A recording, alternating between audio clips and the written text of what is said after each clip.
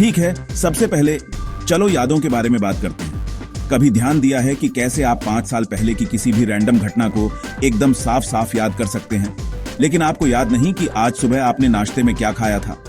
हाँ, मुझे भी नहीं पता चला। हमारा दिमाग तेज भावनाओं को पकड़े रहने के लिए बना है। वो समय जब आपने उस प्रेजेंटेशन में कमाल कर दिया था, आपको शायद जीत की भावना, आपके टीचर के चेहरे का भाव सब कुछ याद होगा।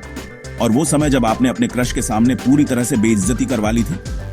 हाँ, वो यादें उस रिश्तेदार की तरह चिपकी रहती हैं जो ज्यादा दिनों तक घर पर रुके रहता है। क्यों? क्योंकि भावनाएं हमारी यादों के लिए फेविकोल जैसे काम करती हैं। ये सब हमारे दिमाग के एक छोटे से हिस्से अमिगडाला की बदौलत है। जब भी हम कुछ भावुक अनुभव करते हैं, अमिगडाला कूद पड़ता है, जैसे जरा रुकिए, यह महत्वपूर्ण है, और हमारे दिमाग को रिकॉर्ड बटन दबाने के लिए कहता है। अच्छा, अब करेंगे कुछ सीरियस बात। ऐसा क्यों है कि हमारा दिमाग नेगेटिव बातों पर ही ध्यान देता है? जैसे एक छोटी सी बुराई 100 तारीफों पर भारी पड़ जाती है। इसका इल्जाम है हमारे विकास क्रम पर। दोस्तों, पुराने जमाने में हमारे पूर्वज सेबर टूथ टाइगर से बचते फिरते थे और कोशिश करते थे कि कोई विशालकाय हाथी उन्हें खा न जाए।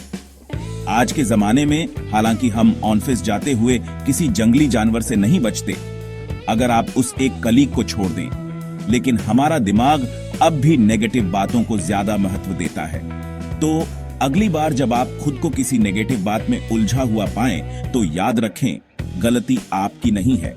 ये आपका पुराना दिमाग है जो आपको काल्पनिक बाघों से बचाने की कोशिश कर रहा है।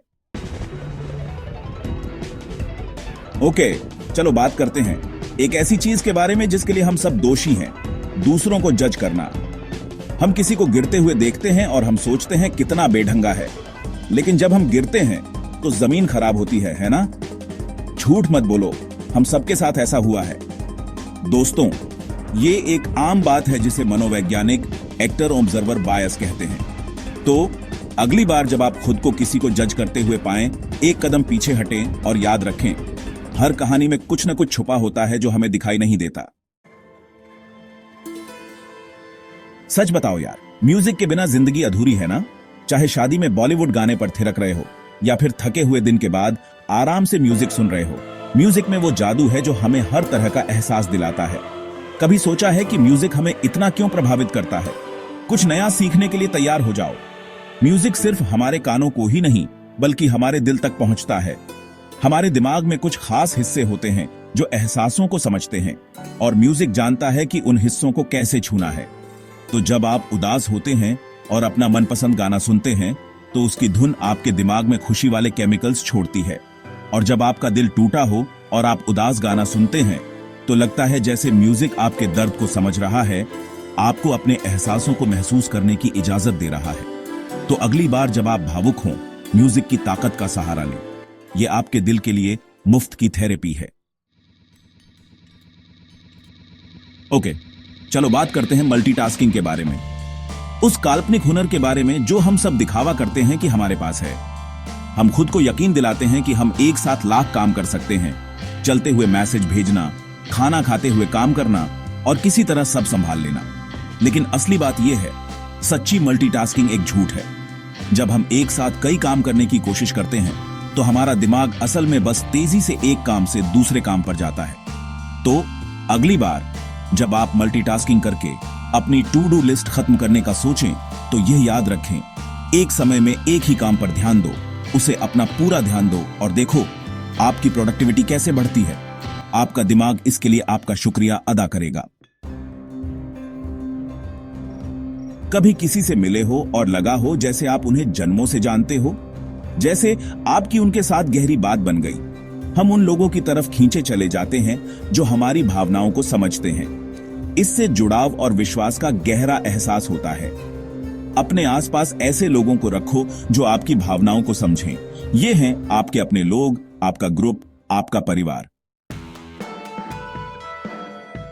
ऑलराइट, चलो बॉडी लैंग्वेज के बारे में बात करते हैं। वो सीक्रेट भाषा जो बिना कुछ बोले बहुत कुछ कह जाती है। हमारी बॉडी लैंग्वेज असल में हमारे एहसासों को बदल सकती है। कभी बनने तक बनाओ वाली कहावत सुनी है? बस एक पावर पोज ले लो, सीधे खड़े हो जाओ, कंधे पीछे, थोड़ी ऊपर, और आपका कॉन्फिडेंस अपने आप बेआराश जाएगा। और मुस्कुराने का भी यही हाल है। आपको खुद हैरानी होगी कि इसका कितना असर होता है। कभी खुद को खोया हुआ पाया अपने ही ख्यालों में, अलग अलग कहानियां बनाते हुए दिमाग में और पुरानी बातचीत को बार बार सोचते हुए। बोर्डम को दोष दो। हमारा दिमाग हमेशा कुछ नया सीखना चाहता है। जब हम बोर होते हैं, हमारा दिमाग बेचैन हो जाता है और मनोरंजन ढूंढने लगता है। और ऐसा करने का एक पसंदीदा तरीका है कहानी सुनाना। हमारा दिमाग एक कुदरती कहानीकार है जो हमारी यादों से कहानियां बनाता है, अनुभवों और कल्पनाओं से।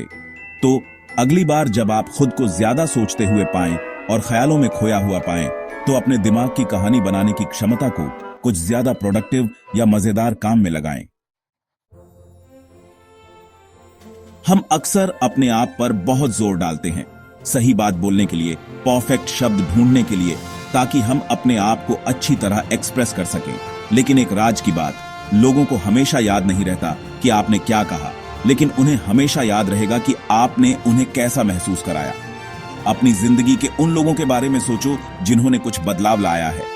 जरूरी नहीं कि आपको उनके शब्द याद हों, बल्कि आपको याद होगा कि उन्होंने आपको कैसा महसूस कराया। हमारे काम और दूसरों में जो भावनाएं हम जगाते हैं, उनका एक लहर प्रभाव होता है, जिससे लोग हमें कैसे देखते हैं और हमारे रिश्ते कैसे बनते हैं, ये सब बदल जाता है। इसलिए ध्यान केंद्रित करो कि आप पल में मौजूद रहें, अपने असली रूप में सामने आएं और लोगों को ऐसा महसूस कराएं कि उन्हें देखा जा रहा है, सुना जा रहा है और उनकी कदर की जा रही है। सही शब्द अपने आप आ जाएंगे। ओके, आखिरी लेकिन कम जरूरी नहीं, चलो रिजेक्शन के बारे में बात करते हैं। हम सब वहां रहे हैं, चाहे वो प्यार में रिजेक्शन हो, नौकरी में रिजेक्शन हो, या फिर वो अजीब पल जब आप किसी को हाथ हिलाते हैं और वो वापस नहीं हिलाते। रिजेक्शन चुभता है, लेकिन क्या आपको पता है कि ये असल में बहुत ही असली फिजिकल तरीके से दर्द देता है। स्टडीज ने दिखाया है कि सामाजिक रिजेक्शन हमारे दिमाग के उन्हीं हिस्सों को एक्टिवेट करता है जो फिजिकल दर्द को प्रोसेस करते हैं।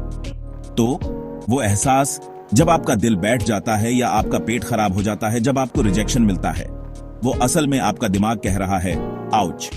तो अगली बार जब आपको रिजेक्शन का दर्द महसूस हो, तो याद रखें कि खुद के साथ प्यार से पेश आएं। दर्द महसूस करना ठीक है, लेकिन इसे खुद को डिफाइन न करने दें। आप प्यार, कनेक्शन और अपनेपन के लायक हैं।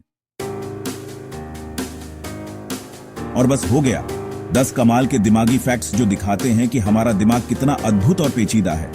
याद रखना, हम सब कुछ ना कुछ समझने की कोशिश कर रहे हैं, एक दिमागी चीज एक बार में। तो अपने अंदर के अजीबपन को अपनाओ, अपने जज्बातों को